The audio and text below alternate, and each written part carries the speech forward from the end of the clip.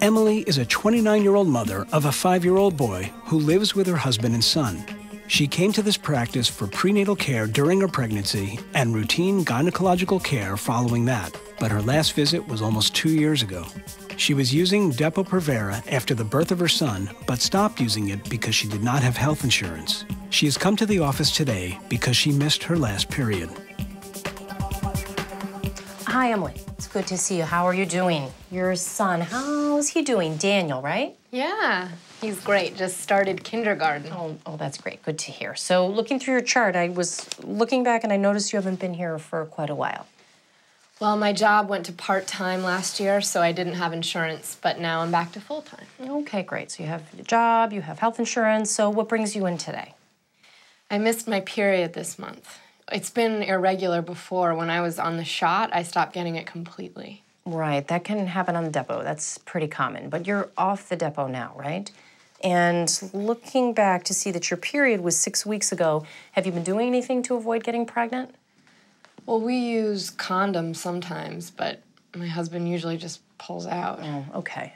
So have you taken a test at home yet? No, not yet. Well, when you came in, we noticed on your chart that your period was late. So when we collected your urine, we did a pregnancy test, and it's positive. So it looks like Daniel's going to have a little brother or sister. So before you leave, we'll get you set up for prenatal care, and we'll be seeing a lot more of you. Okay. So I know it's a surprise. How are you feeling about being pregnant?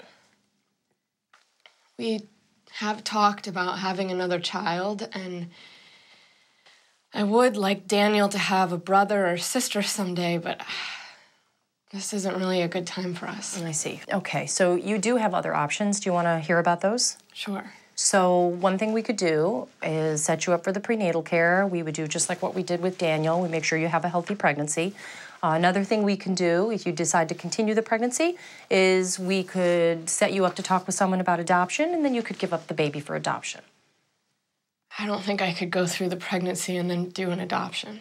Oh, okay. So another thing you could do, if you decide to terminate the pregnancy, there's 2 ways to go since you're very early. One would be a brief surgical procedure, and the other way is to take pills.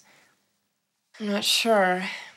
Would I have to go to a clinic? Would I need to miss a lot of work? No. So there's someone here in my practice who could take care of you. And what you do, the first one is a brief surgical procedure. We do that in the office. You'll be a little bit tired that day. You'll need to stay home. But you could go back to work the next day. What about the abortion pill? So that one, the way that works is you take one here in the office, and then you take some more pills at home. That makes you have cramps and bleeding, and you expel the pregnancy like a miscarriage. But that takes some more time, and given that you're working and you're taking care of Daniel, I don't recommend that. So you think you might want to have an abortion? Well, I do want to have another child someday, but I'm not sure this is a good time. My job's still not secure, and I really want to be there for Daniel while he's getting used to being in school. I need to think about it and talk to my husband. Okay, so why don't you make another appointment for a few days? Go home, talk to your husband about it. If you have any questions between now and then, you can give us a call.